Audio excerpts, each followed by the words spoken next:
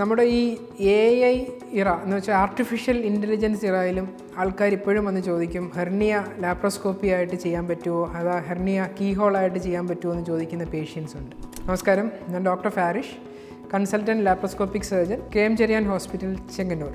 മെയിനായിട്ട് പേഷ്യൻസ് വന്ന് ഇപ്പോഴും ചോദിക്കുന്നൊരു ചോദ്യമുണ്ട് നമ്മുടെ ക്ലിനിക്കിൽ വന്നിട്ട്, കീഹോളായിട്ട് ലാപ്രോസ്കോപ്പി ചെയ്യുന്നതിൽ പേടി, അഥവാ കീഹോൾ ചെയ്യുമ്പം ഹെർണിയ കംപ്ലീറ്റ് ആയിട്ട് ചെയ്യാൻ പറ്റുമോ എന്നൊരു ചോദ്യം കിട്ടാറുണ്ട്, ഇപ്പോഴും കിട്ടാറുണ്ട്. സാധാരണ കുറച്ചുകൂടെ മെട്രോ സൈഡിലൊക്കെ വർക്ക് ചെയ്യുന്ന സമയത്ത് മിക്കപ്പോഴും കീഹോൾ ചെയ്യുമോ, ചെയ്യത്തില്ലെങ്കിൽ വേറെ എങ്ങോട്ടേലും പോകുന്ന പേഷ്യൻസ്. പക്ഷേ ഇപ്പോഴും ഒരു ഗ്രൂപ്പ് ഓഫ് പേഷ്യൻസ് നമ്മുടെ അടുത്ത് വന്നിട്ട് കീഹോൾ ചെയ്താൽ ഹെർണിയ മാറുമോ, അഥവാ കീഹോളിൽ കംപ്ലീറ്റ് ആയിട്ട് മാറുമോ, അഥവാ നെറ്റ് വെക്കാൻ പറ്റുന്നത് കീഹോളിൽ പറ്റുമോ എന്ന് ചോദിക്കാറുണ്ട്. അതിനൊരു മറുപടിയുമായിട്ടാണ് ഈ വീഡിയോ.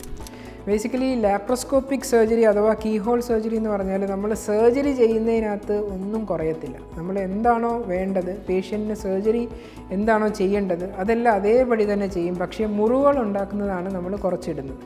അതിനായിട്ടുള്ള ഇൻസ്ട്രുമെൻസും എക്യുപ്മെൻറ്റ്സും ഇപ്പോൾ നമുക്കറിയാം, AI വന്നു, മൊബൈൽ ഗാഡ്ജറ്റ് എല്ലാം മാറി, നമുക്ക് റോബോട്ട് വന്നു. ഇതെല്ലാം വരുമ്പോൾ ഓരോ അഡ്വാൻസ്ഡ് ആയിട്ട് വരുമ്പോൾ അതനുസരിച്ചിട്ട് നമ്മുടെ ഇൻസ്ട്രുമെൻസും അതിനുള്ള ടൂൾസും നമുക്ക് ഡെവലപ്പ് ചെയ്ത് വരും. ആ ടൂൾസ് വെച്ചിട്ടാണ് നമ്മൾ ലാപ്രോസ്കോപ്പി ചെയ്യുന്നത്. അപ്പോൾ എപ്പോഴും ഈവൻ വലിയ ഹെർണിയ ചില പേഷ്യൻസ് വന്നിട്ട് ലാപ്രോസ്കോപ്പി ചെയ്യാൻ പറ്റത്തില്ല എന്ന് ചോദിക്കാറുണ്ട്. മിക്കപ്പോഴും ഹെർണിയാസ് നമ്മൾ ക്ലിനിക്കലിൽ കണ്ട്, നമ്മുടെ സർജറി OPDയിൽ കണ്ടിട്ട് ഹെർണിയ ചെയ്യേണ്ടത് എന്തൊക്കെ ഹെർണിയാസ് നമ്മൾ ലാപ്പ് ചെയ്യാൻ പറ്റുമല്ലോ, ചില പേഷ്യൻറ്റ് വന്നിട്ട് ചെയ്യാൻ പറ്റാത്ത ഹെർണിയാസ് നമുക്ക് ലാപ്രോസ്കോപ്പി ചെയ്യാൻ പറ്റുമെന്ന് ചോദിക്കാറുണ്ട്. അപ്പോൾ അത് ഐഡൻറ്റിഫൈ ചെയ്യേണ്ടത് എപ്പോഴും ഒരു സർജനാണ്. സർജറി ക്ലിനിക്കിൽ വന്ന് നമ്മൾ ഹെർണിയ നോക്കിയിട്ട് അത് ലാപ്രോസ്കോപ്പി ചെയ്യാൻ പറ്റുന്നതാണെങ്കിൽ, ഞാൻ എപ്പോഴും 100% പറയത്തില്ല. കാരണം വെച്ചാൽ ചില ഹെർണിയാസ്, വലിയ ഹ്യൂജ് ഹെർണിയ, ചില പേഷ്യൻസൊക്കെ വരാറുണ്ട് നമ്മുടെ അടുത്ത്, കാലിൽ നമ്മുടെ മുട്ടിൻ്റെ താഴെ വരെ ഹെർണിയ വീങ്ങിയാലും ചെയ്യാണ്ട് ഇപ്പോൾ ചെയ്യാൻ പറ്റുമോ, ലാപ്രോസ്കോപ്പി ചെയ്യാൻ പറ്റുമോ എന്ന് ചോദിച്ചിട്ട് വരുന്ന ഒരുപാട് പേഷ്യൻസ് ഉണ്ട്. അവർക്കൊക്കെ നമ്മൾ ഓഫർ ചെയ്യുന്നത് ലാപ്രോസ്കോപ്പി മാത്രമല്ല, ഹൈബ്രിഡ് ലാപ്രോസ്കോപ്പി അല്ലെങ്കിൽ ഹൈബ്രിഡ് കീഹോൾ എന്ന് പറയും. നമുക്ക് ലാപ്രോസ്കോപ്പിയുടെ കൂടെ കമ്പൈൻഡ് ആയിട്ട് ചില പ്രൊസീജിയറും കൂടെ ചെയ്തിട്ട് വേണം അങ്ങനത്തെ ഹെർണിയാസ് നമ്മൾ റിപ്പയർ ചെയ്യാനായിട്ട്. അപ്പം അത് നമ്മൾ ഡിസൈഡ് ചെയ്യുന്നത് ഡോക്ടേഴ്സ് ആയിരിക്കും. നമ്മുടെ ഹോസ്പിറ്റലിൽ ക്ലിനിക്കിൽ വന്ന ശേഷം കണ്ടതിന് ശേഷം എന്ത് ഹെർണിയാന്ന് ഐഡൻറ്റിഫൈ ചെയ്യണം. ഹെർണിയാസ് പലതരങ്ങളുണ്ട്. ചിലപ്പം കാലിൻ്റെ ഇടുക്കിന് വരുന്ന ഇൻഗ്വൈനൽ ഹെർണിയ ആയിരിക്കും, ചിലപ്പോൾ പൊക്കിളിൽ വരുന്ന ഹെർണിയ ആയിരിക്കും, ചിലപ്പോൾ നമ്മുടെ അന്നനാളത്തിൻ്റെ അവിടെ ഹയാറ്റസ് ഹെർണിയ എന്ന് പറയും, അങ്ങനത്തെ ഹെർണിയ ആയിരിക്കും. ചിലപ്പം വയറിന് മുറിവുണ്ടായിട്ട് നേരത്തെ ഉണ്ടായ മുറിവിൽ വരുന്ന ഹെർണിയ ഇൻസിഷൻ ഹെർണിയ ആയിട്ട് വരാം, ചിലത് ഫെമറൽ ഹെർണിയ ആയിട്ട് വരാം. അതുപോലെ തന്നെ സ്പൈജീലിയൻ ഹെർണിയ, നമുക്കങ്ങനെ അബ്ഡമൽ ക്യാവിറ്റിയിലെ മസിൽ വീക്ക്നെസ് കൊണ്ട് വരാവുന്ന പലതരം ഹെർണിയാസ് ഉണ്ട്. ഒരു പെർട്ടിക്കുലർ പേര് ഇതിനൊന്നും എല്ലാത്തിനും ഡിഫർ ചെയ്യുന്നില്ല, എല്ലാവരും ഹെർണിയ എന്ന് തന്നെ അതിനെ സൂചിപ്പിക്കാറ്. അപ്പോൾ അങ്ങനെ വരുന്ന ഹെർണിയാസ് നമ്മൾ ഐഡൻറ്റിഫൈ ചെയ്ത് ലാപ്രോസ്കോപ്പി ചെയ്യാൻ പറ്റുന്നതാണെങ്കിൽ അത് ലാപ്രോസ്കോപ്പി ചെയ്യുകയും, അഥവാ ലാപ്രോസ്കോപ്പിയുടെ കൂടെ നമുക്ക് എന്തെങ്കിലും കമ്പൈൻ ചെയ്യേണ്ടതാണെങ്കിൽ കമ്പൈൻ ചെയ്ത് ചെയ്യാനും ഡിസൈഡ് ചെയ്യുന്നത് എപ്പോഴും സർജനാണ്. ചില പേഷ്യൻസ് വലിയ ഹെർണിയാസ് നമ്മൾ ലാപ്പ് ചെയ്തു പിന്നെയും ഹെർണിയ വന്നു പറഞ്ഞ് വരാറുണ്ട്. അതിൻ്റെ ഒരു റീസൺ ഞാൻ ആദ്യം പറഞ്ഞതുപോലെയാണ്. കാരണം ഹെർണിയാസ് പലതരമുണ്ട്. ചിലപ്പോൾ ഒരു ഹെർണിയ അവർ ലാപ്രോസ്കോപ്പി ചെയ്യുന്ന അടുത്ത സൈഡിൽ ഹെർണിയ വരുന്നതിനും ഹെർണിയ തന്നെ എന്ന് പറയുന്നതുകൊണ്ട് ഹെർണിയ തിരിച്ചു വന്നു എന്നും പറഞ്ഞിട്ട് വരും. ഹെർണിയ ചിലർ പറയും എടുത്തു മാറ്റിയോ എന്ന് ചോദിക്കാറുണ്ട്, അല്ലെങ്കിൽ ഹെർണിയ ഒരു മുഴയാണോ എന്ന് ചോദിക്കാറുണ്ട്. ഹെർണിയ മുഴച്ചു വരുന്നത് തന്നെയാണ്, പക്ഷേ അത് നമ്മുടെ കുടലാണ്, നമ്മുടെ കുടലിറക്കം എന്നാണ് മലയാളത്തിൽ പറയുക. നമ്മൾ ഇൻറ്റസ്റ്റൈൻ കുടലിറങ്ങി വന്ന് അത് വീങ്ങി വന്ന് നമുക്ക് വെളിയിൽ ഫീൽ ചെയ്യുന്ന ഒരു മുഴയായിട്ടായിരിക്കും. അതുകൊണ്ട് ആ മുഴ കട്ട് ചെയ്ത് കളയൽ ഹെർണിയയ്ക്കകത്ത് ചെയ്യാറില്ല.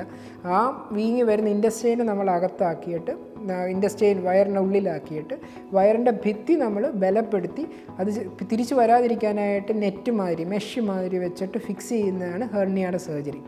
അപ്പം മിക്ക പേഷ്യൻസും ഈ മുറിവുകളുടെ കൺസേണാണ്, ഞാൻ ആദ്യമേ പറഞ്ഞു വന്നത് അത് തന്നെയാണ്.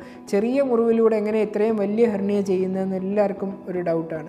സാധാരണ നമ്മൾ ഓപ്പൺ ഹെർണിയ എന്ന് പറയും. പണ്ടൊക്കെ ഓപ്പൺ ചെയ്യുന്ന ഹെർണിയ ചെയ്യുമ്പോൾ നമ്മൾ ഓപ്പൺ ചെയ്ത് വെക്കുന്ന സ്പേസിൽ കവർ ചെയ്യുന്ന രീതിയിലുള്ള നെറ്റ്, അത്യാവശ്യം വലിപ്പമുള്ള മെഷോ അല്ലെങ്കിൽ എത്രത്തോളം മുറിവുണ്ടാക്കുന്നോ ആ ലെവലിലുള്ള നെറ്റാണ് വെക്കാൻ പറ്റുക.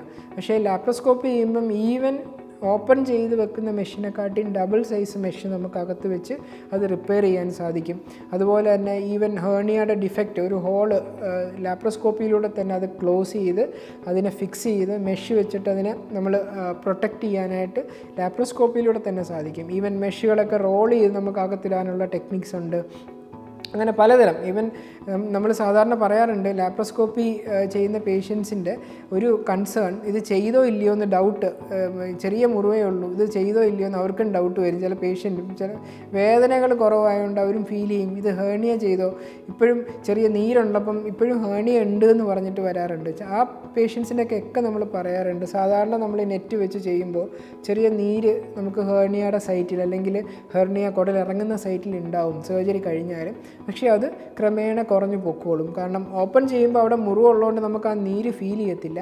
ലാപ്രോസ്കോപ്പി ചെയ്യുമ്പോൾ നമ്മൾ ഹെർണിയയുടെ സൈറ്റിലായിരിക്കത്തില്ല മുറിവ് ഉണ്ടാക്കുന്നത്, കുറച്ചുകൂടെ മേളിൽ പോയിട്ടായിരിക്കും നമ്മൾ ഹേർണിയ റിപ്പയർ ചെയ്യുന്നത്. അപ്പോൾ ആ മെഷ് ഇരിക്കുന്നതിൻ്റെ ഒരു നീര് വരും, ആ നീര് തന്നെ വലിഞ്ഞു പോകും. ചില പേഷ്യൻസ് അപ്പോൾ ആ നീരും ഉണ്ട്, വേദനയില്ല, മുറിവും ചെറുതാണ്, അപ്പം ഹെർണിയ തന്നെയാണോ എന്ന് ചോദിച്ചിട്ട് വരുന്നവർക്കുള്ള റിപ്ലൈ ഇതാണ്. നമ്മൾ ആ നീരിനൊരു 2-3 ആഴ്ച വെയിറ്റ് ചെയ്താൽ തന്നെ നീര് കുറഞ്ഞു പോകുമ്പം ഹേർണിയയുടെ സൈറ്റിലെ നീരും കുറയും, ഹേർണിയ മാറിക്കിട്ടും.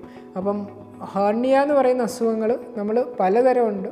ഹേർണിയ ഐഡൻറ്റിഫൈ ചെയ്ത് ഓൾമോസ്റ്റ് ഒരു 90% ഹേർണിയയെ നമുക്ക് ലാപ്രോസ്കോപ്പിയിലൂടെ ചെയ്യാൻ പറ്റും. ചില ഹേർണിയാസിന് നമ്മൾ ലാപ്രോസ്കോപ്പിയും അതിൻ്റെ കൂടെ കുറച്ചൊരു ഓപ്പൺ ടെക്നീക്കും വേണ്ടി വരും. ചില പേഷ്യൻസ് ഉണ്ട് പ്രഗ്നൻസി കഴിഞ്ഞിട്ട് പൊക്കിളിൻ്റെ ഹെർണിയ വന്ന് അതിൻ്റെ കൂടെ തന്നെ വയറ് താഴോട്ട് സാഗ് ചെയ്ത് കിടക്കും. ഒരു പ്രഗ്നൻസി ലുക്കിൽ വരാറുണ്ട്. മിക്കവാറും പേഷ്യൻസ് പറയാറ് അങ്ങനെ, ഞാൻ പ്രഗ്നൻ്റ് ആണോ എന്ന് എല്ലാവരും ചോദിക്കുന്നു, വയറ് പിന്നെയും താഴോട്ട് വരുന്നു, പൊക്കിളിൻ്റെ അവിടെ ഒരു ഹെർണിയ ഉണ്ട്. അപ്പോൾ സാധാരണ നമ്മൾ അങ്ങനത്തുള്ള ഹെർണിയ പേഷ്യൻസിന് നമ്മൾ ആ പൊക്കിളിൻ്റെ അവിടുത്തെ ഹെർണിയ കറക്റ്റ് ചെയ്ത ശേഷം ഈ തൂക്കം വരുന്നതും മാറ്റി വയറിനെ ഫ്ലാറ്റ് ആക്കും. അബ്ഡോമിനോപ്ലാസ്റ്റി അല്ലെങ്കിൽ അബ്ഡോമൻ ടക്കിൻ പ്രൊസീജിയർ എന്ന് പറയും. അങ്ങനെ വെക്കുമ്പോൾ പേഷ്യൻസിന് ഹേർണിയയും പോവും, അതുപോലെ തന്നെ വയറിൻ്റെ ഈ തൂക്കവും മാറിക്കിട്ടും. അപ്പോൾ അങ്ങനെ നമ്മൾ കമ്പൈൻ ചെയ്ത് ചെയ്യുന്ന പ്രൊസീജിയേഴ്സ് ഒരുപാടുണ്ട്. അപ്പം അവർക്കൊക്കെ നമ്മൾ ഹേർണിയ ലാപ്രോസ്കോപ്പി മാത്രം ഓഫർ ചെയ്താൽ ചിലപ്പോൾ അവരുടെ ഫാറ്റും ആ തൂങ്ങുന്നതും പോകത്തില്ല, താഴോട്ട് സാഗ് ചെയ്യുന്ന ഫാറ്റ് പോകത്തില്ല, ഹേർണിയ റിപ്പയർ ആവും. പക്ഷേ ചിലപ്പം ആ ഹേർണിയ റിക്കർ ചെയ്യാനും തിരിച്ചു വരാനും ചാൻസസ് ഉണ്ട്. അപ്പോൾ അങ്ങനെയുള്ള പേഷ്യൻസിന് നമ്മൾ എപ്പോഴും പറയാറുണ്ട് ഹേർണിയ റിപ്പയർ ചെയ്തതിൻ്റെ കൂടെ അബ്ഡോമൻ ടക്കിൻ, ഡൈവേരിക്കേഷൻ എന്ന് പറയും, മസിൽസ് അകന്നു പോയിട്ടുള്ള വിഷമം നമ്മൾ കറക്റ്റ് ചെയ്ത് സാഗ് ചെയ്യുന്ന ഫാറ്റും മാറ്റി കൊടുക്കും. അപ്പം അതൊരിക്കലും ഒരു ലാപ്രോസ്കോപ്പിക് പ്രൊസീജിയർ അല്ല. എല്ലാത്തിനും കീ ഹോൾ എന്ന് പറഞ്ഞ് വരുന്നവർക്ക് നമ്മൾ സാധാരണ പേഷ്യൻറ്റിനെ ഇവാലുവേറ്റ് ചെയ്തിട്ട് പേഷ്യൻറ്റിനോട് ഡിസ്കസ് ചെയ്ത് അവരുടെ റിസൾട്ട് എന്തായിരിക്കും എന്നുള്ളത് പേഷ്യൻ്റെ അടുത്ത് പറഞ്ഞിട്ടാണ് നമ്മൾ സർജറിയിലോട്ട് കിടക്കുക. അങ്ങനെ വരുമ്പോൾ പേഷ്യൻ്റ് എക്സ്പെക്റ്റ് ചെയ്യുന്ന ഒരു റിസൾട്ട് അവർക്ക് പോസ്റ്റ് ഓപ്പിൽ കിട്ടും. അല്ലാതെ എല്ലാം നമ്മൾ കീ ഹോൾ, ഈവൻ ചില സമയത്ത് പേഷ്യൻസ് വന്ന് ചോദിക്കാറുണ്ട് മാറിലൊരു തടുപ്പുണ്ട് അതും കീ ഹോൾ ചെയ്യാൻ പറ്റുമോ എന്ന് ചോദിക്കാറുണ്ട്. ഇൻസിഷൻസോ അല്ലെങ്കിൽ മുറിവുകളോ നമുക്ക് കുറച്ച് ചെയ്യാൻ കഴിയും അങ്ങനെയുള്ള തടുപ്പുകളിൽ, പക്ഷേ അതൊന്നും ലാപ്രോസ്കോപ്പിക് പ്രൊസീജിയർ അല്ല, അത് മിനിമലി ഇൻവേസീവ് പ്രൊസീജിയർ എന്ന് പറയാം.